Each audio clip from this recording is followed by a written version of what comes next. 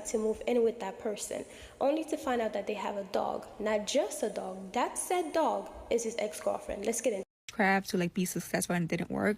It kind of clicked in his head that Damien must have done some sort of witchcraft on him to like steal his success for then Damien to be successful. He went ahead and visited. Trying to leave him. He goes next door to this voodoo lady and puts this spell on this damn girl. So y'all, Please, I don't have any time for any gossip now.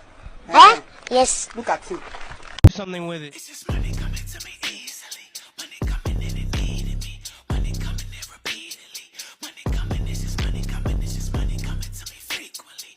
Money coming in to be with me. Money coming in secretly. Money coming, it's just money coming. It's just money coming to me always. Money coming in all day. Money coming in all paid. Money coming, it's just money coming. It's just money coming to me frequently. Money coming in to be with me. Money coming in secretly. Money coming, this is money coming. It's just money coming to me easily.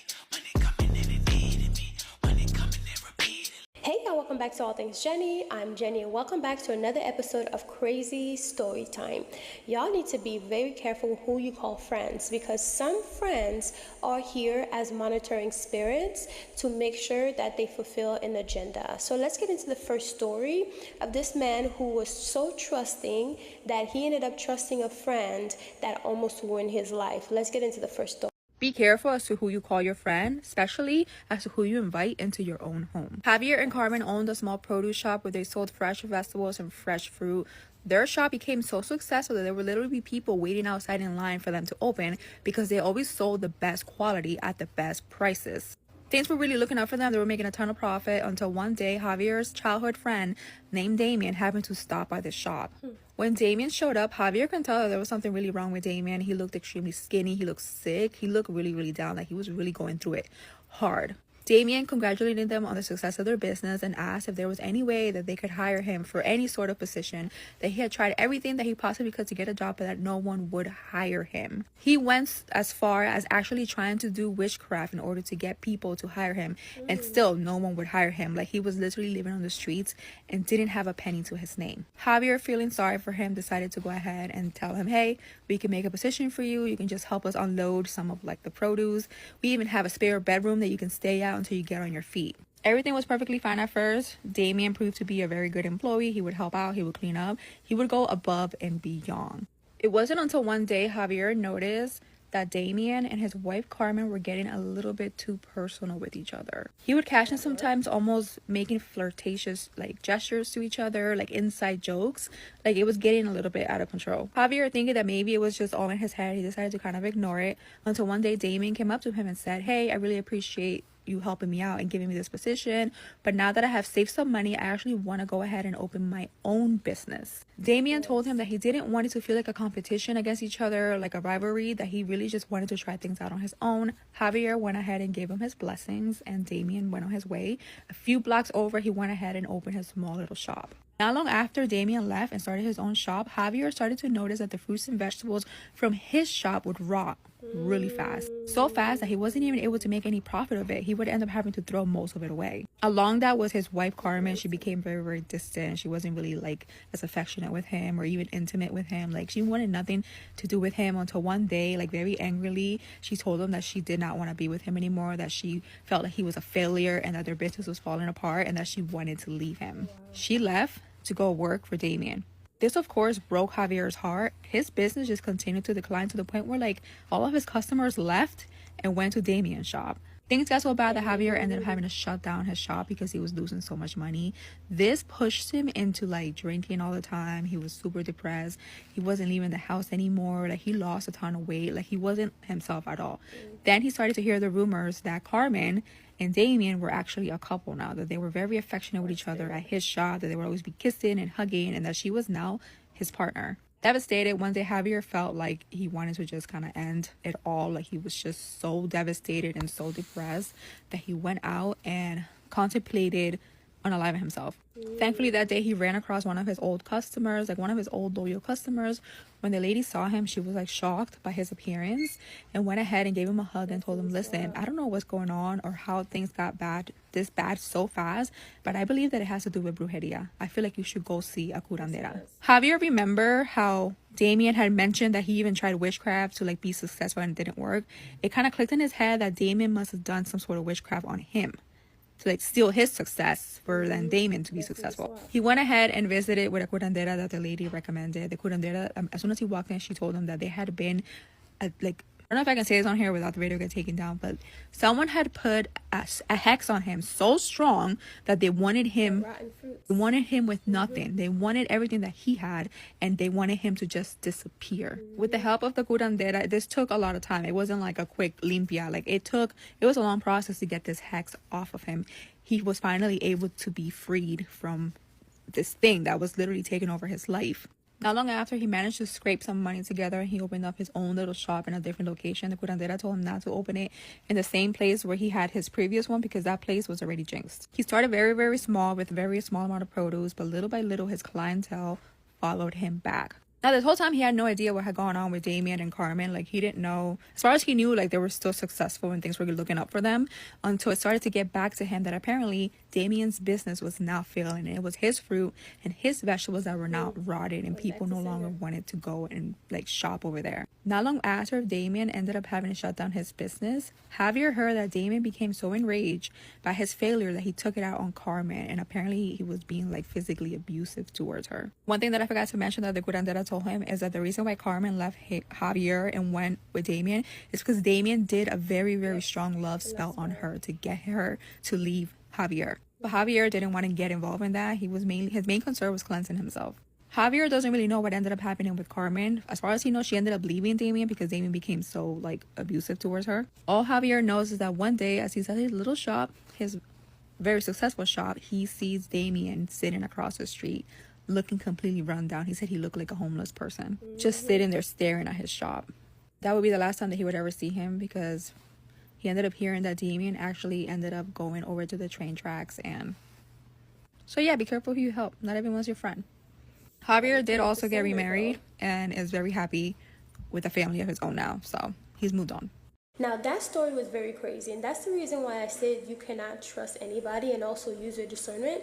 This man was such a good person, decided to give his friend a job only for the friend to turn around and started his own business doing the same stuff not too far from that man's business, which in return ended up taking his clients, right? And he wasn't satisfied with that. He decided to go further by putting a love spell on his wife so he can steal his wife. So you stole his business, you stole his wife, and also you trying to unalive him. The minute she said that the fruits were rotten, like they started dying, like the fruits were getting like mold and rotten, I knew that there was something going on. There was something witchcrafty going on because it's giving very much hex. Because if the fruits were fine and all of a sudden they start going rotten away to the point you cannot even sell them, there is something in the air that is there for you. And also when the wife was all over him and stuff like that, like falling for him, I knew that it was a love spell. This man was. Now, I don't know if you guys are familiar with the term seer. Well, a seer is almost like someone who's clairvoyant. They can see things, they can hear things, they can see things prior to it happening. Well, this young lady telling us a story about how her grandma basically was experiencing something crazy at her house when she thought that her friend was her friend, but it wasn't really her friend. Let's get into this story because it's very interesting. And I think it's because she's a seer, that's the reason why she was able to see what was happening. So let's get into that. I'm going to tell you the story of my great aunt who was a seer. And she was a Christian. She loved the Lord. She read her Bible. She could see things that most people could not see, whether she wanted to or not. The story that I'm going to tell you was one that she told me when I was very young. Still gives me chills to this day. She had just had my cousin, and my cousin was probably about 6 weeks old. My aunt went to stay with a friend, and she had just laid my cousin down and was reading her Bible.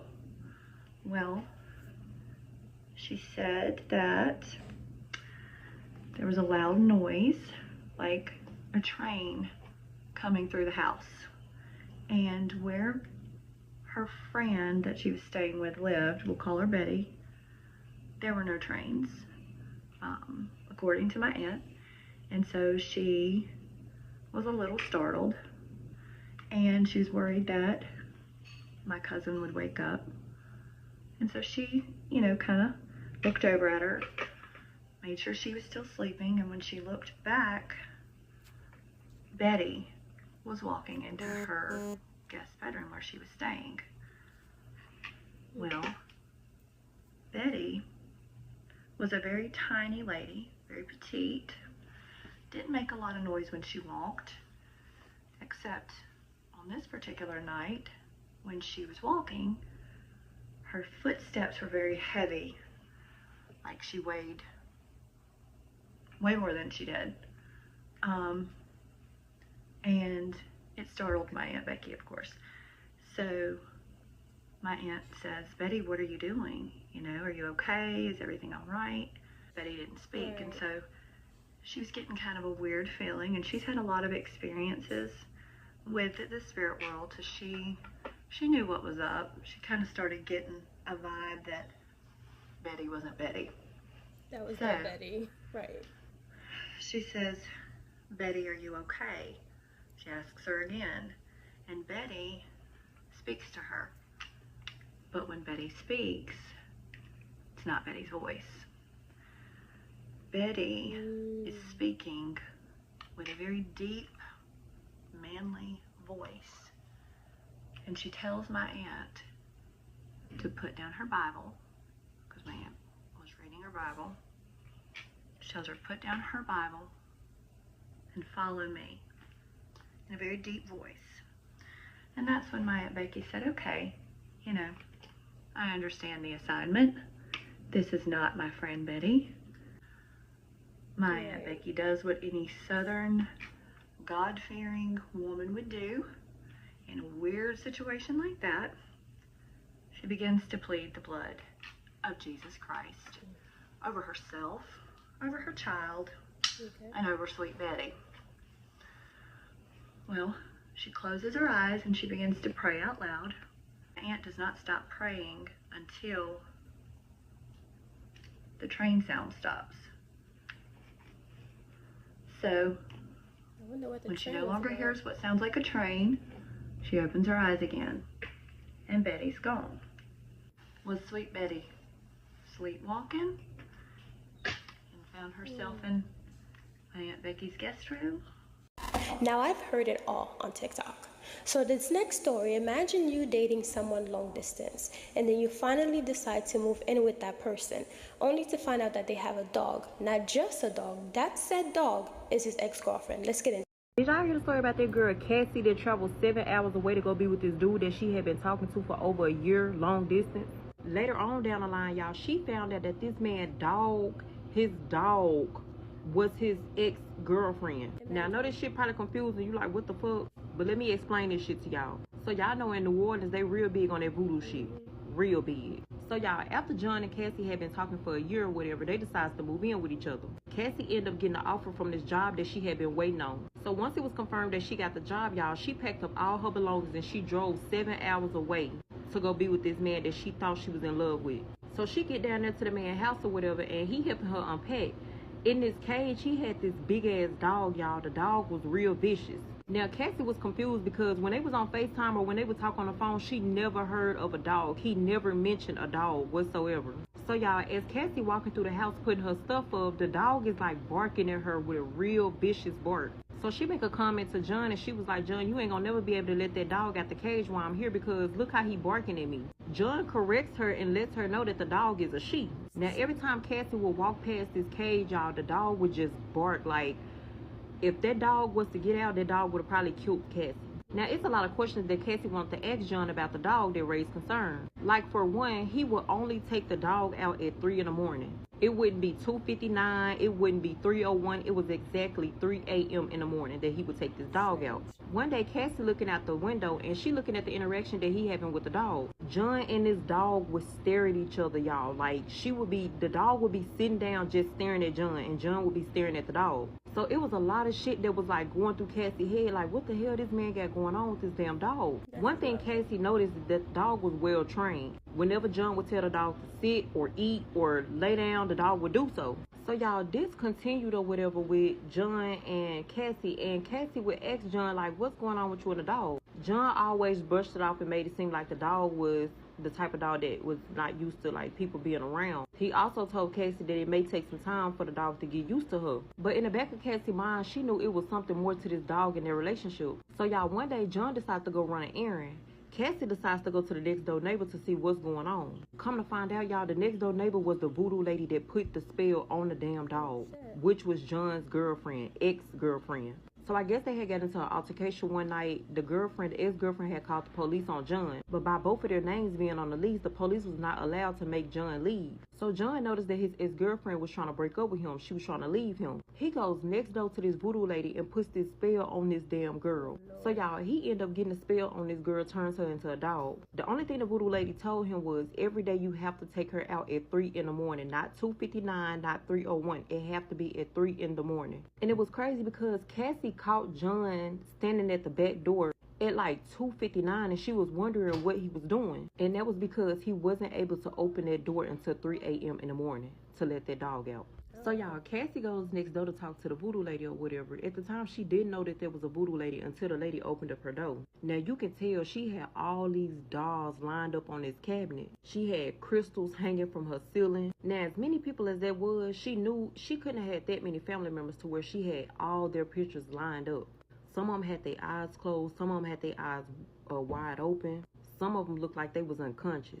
Come to find out, y'all, those were all the victims that she had put voodoo on. She did this ritual every night that was supposed to protect her from spirits coming back to her. And that was a way of her keeping track of them. So once Cassie noticed how the woman's house was set up, she kind of got spooked. Now, it was something that the voodoo lady had said to Cassie that raised concern. The voodoo lady asked Cassie if she loved John. Cassie told her, yeah. The voodoo lady then tells this girl, I wouldn't try to leave him if I was you. The voodoo lady explained to Cassie that John loves hard, and she felt like he wouldn't be able to take another heartbreak.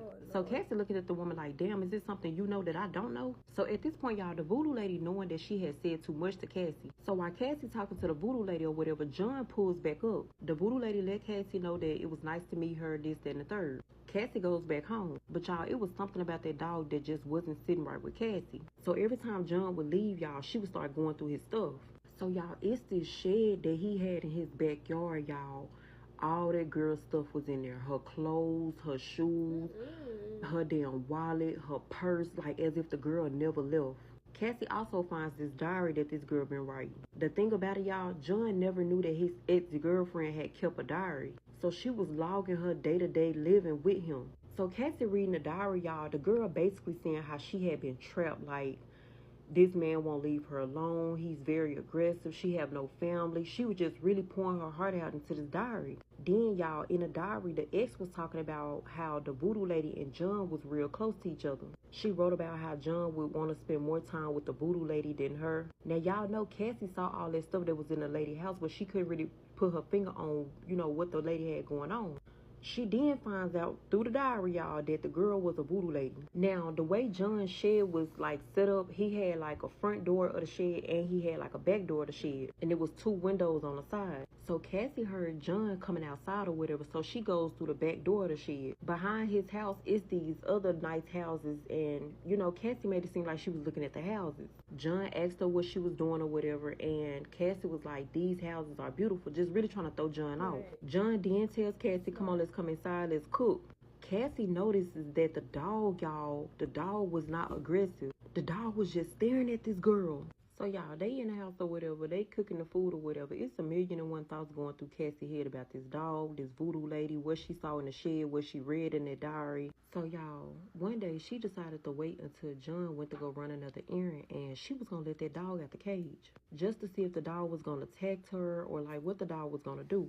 So y'all, in one hand she has a kitchen knife, and the other hand she got a pew-pew. So she walking up to the cage, y'all. At this time, the dog is real calm. They just basically staring at each other. Cassie scared. The dog is like calm as fuck. Cassie let the dog out the cage, y'all. The dog instantly runs to the back door. Cassie follows the dog, and she opens up the back door.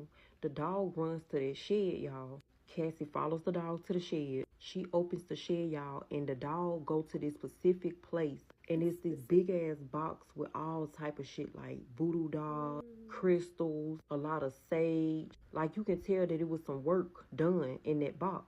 In the box, she also found pictures of the ex-girlfriend, y'all, and pictures of the dog. Now, it's this letter that she read in the box, y'all, that told this girl everything.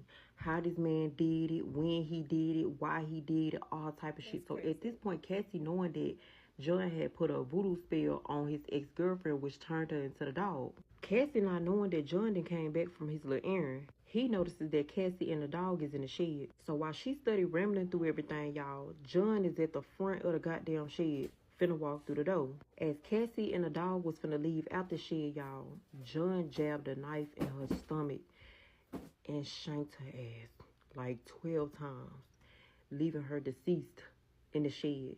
He then gets his dog, which is the girl, the ex-girlfriend, puts her ass back in the cage, and now he on to his next victim. Anyways, y'all like these crazy ass stories, so I just put them out there.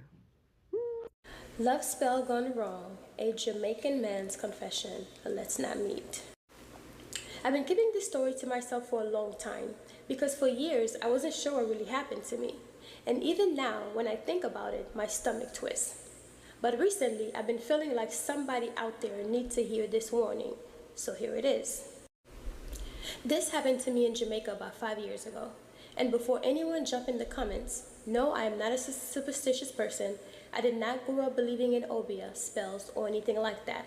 I believe in work, rums on the weekends, and minding my business. That's it. Back then, I was working at the docks in Montego Bay. Long sweaty days under the sun, loading boats, unloading docks, trading jokes with the men. I was tired most of the days, but I liked my life. I was free, I was social. Women flirted with me, men respected me, and I had planned to move, maybe start my own business one day. That was before her. Her name was Keisha. We met at a small cookout one of my co-workers threw. She wasn't loud, she wasn't flirtatious, she just watched. Every time I looked up, her eyes were on me. At first, I thought it was normal interest. I mean, she was pretty in a quiet way. Dark eyes, soft smile, calm voice. She told me she believed in destiny. That should have been my warning. At the beginning, everything was normal. She cooked for me. She asked me about my childhood. She listened. She remembered small things that I told her, like how I hate peas and how I used to swim as a boy on the weekends. She made me feel understood. So after a year of dating, I married her. And that's when everything changed. But it wasn't sudden. It was slow. So slow that I didn't even notice it happening to me. At first, I just felt tired. More tired than usual. I'd come home and go straight to sleep for hours. No energy to go out with my friends or answer calls. I stopped going down to the rivers on Sundays. Stopped playing dominoes with the guys on Fridays. I thought maybe married life was just calmer. But then the dream started. Every night I was trapped in the same dream. I was standing in the middle of a field and I could hear someone whispering my name over and over and over again. But when I turned around, nobody was there. Then I'd feel someone tugging at my feet like roots growing around my ankle. I'd wake up sweating. And Keisha would be standing by my bed, watching me. Not trying to comfort me, just watching. That's when the physical things started to happen. My favorite food started to taste like metal. Water made me feel sick. Everything I ate made my stomach turn, except the meals that she cooked. Every time I ate her food, that sickness went away, but another feeling came instead. A strange heaviness, like I didn't belong to myself anymore. I didn't even want to leave the house unless she was with me, and when I was at work, all I could think about was going back to her. I don't mean in a romantic way, more like panic. And if she didn't answer the phone, I'd start shaking. I stopped laughing, I stopped joking, I stopped being myself. My friends noticed. One day my friend Devon grabbed my arm and said, "Brother, you're no good. Your eyes dim different, like your spirit gone somewhere else." Don't come from my part, okay, I'm trying. I tried to laugh it off, but the truth was, I had started hearing things again, whispering. Sometimes I'd hear my name even when I was alone in the house. And every time I had asked Keisha if she heard it too, she'd say, "No, baby, it's just you and me here." Then something happened that made my fear real. One night, I woke up around 3 a.m. feeling something on my chest. I opened my eyes and she was sitting on top of me, not moving, not speaking, just staring down into my eyes with a face I didn't recognize. Her eyes looked dark, not normal dark, but empty, like holes. I tried to push her off of me, and I realized I couldn't move. My body wouldn't respond. She leaned down to my ear and whispered so soft I almost thought I imagined it. "You will never leave me, even in death." I tried to push her off, and I realized I couldn't move. My body wouldn't respond. She leaned down to my ears and whispered so soft I almost thought I imagined it. "You'll never leave me, even in death." Then she just slid off of me like smoke and laid next to me as if nothing happened. I didn't sleep for the rest of the night. The next day, I left the house for the first time in weeks and went to my mother's house. The second she saw my face, she started crying. She said I looked hollow, like I'd been buried and dug back up. She hugged me and whispered, "This is not normal, Marlon. Somebody tied something onto you." My mother wasn't a fan of the spiritual stuff either, but in Jamaica, when the elders started speaking like this, you listen. She took me to a community elder known for protection and prayers. That man didn't even let me speak. He just stood in front of me for a long time and then said, "Somebody takes something from your body and buried it to the earth." I swear my heart almost stopped when he said that. He gave me herbs to bathe in and holy water. He told me that the spell was close, meaning the person who did it was close to me. The same night I went home pretending as if... Hey guys, I'm Jenny and this is Shameless Plug. So I want to tell you guys about my Crown of Success manifestation book with easy, simple rituals and spells to manifest a life of abundance in your life. And those spells are so easy, even a child can do it. So this book is filled with different spells that I've learned over the years from my family, passed down from grandma and everything. And also those are spells that I've actually tried and I know that they work. So this book not only teach you step by step on the things that you can do that are so easy that a child can do it, but it tells you like the proper moon phase to use, alchemy, manifesting with numbers, numerology, and also the days of the week that best fit for this particular spell. So it tells you the timing of when to practice the spell, the days of the week, the moon phase. It shows you all the colors of the candles that you should be using and different planets. So for example, it shows you like planet Jupiter is for Thursdays and the hours of the days that you should be doing the spell. So this is an easy road opener spell. So I know a lot of people like to do like different spell work, but if your roads are blocked, of course your spells are not going to work. So it's good to unblock yourself first and then start using the spell, especially with the new years and the new days to come. And also I have some amazing spells in here. This is a powerful quick money spell. So if you end up buying for some money and you're just trying to get some money, and I even have some easy powerful spell to win game of chance. So if you are a gambler, now I don't promote gambling, but if you are a gambler and you're just trying to make some money and trying to make sure you win, these spells will definitely help you. It tells you the best days to do it. So it says the best days to perform this spell is on a Thursday, Jupiter day. Jupiter is the planet of good fortune, luck, and expansion. Jupiter is the best day to perform spells that boost luck and increase your chance of success in any game of chance or any money spell, period.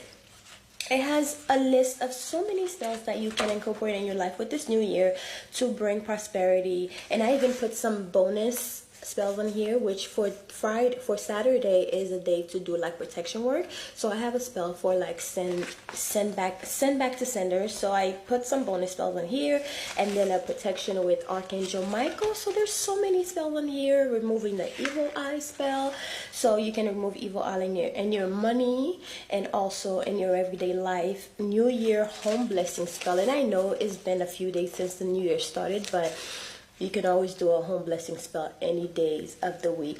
As long as you need it, you could do it. So anyways, guys, this is my book. It's called Crown of Success by Jenny, and it's available on Amazon, the ebook and also the physical copying. So please grab a copy if you're interested in supporting this channel. This is a way to support the channel and to support me as well for putting out, content every day for you guys to enjoy. So I hope you guys enjoyed this book, and I hope you go and grab your copy, whether it's the ebook or the physical copy. I say have a physical copy, but it's really up to how much, your wallet and what you can afford. So anyways, I'll talk to you guys later. Bye. Mwah.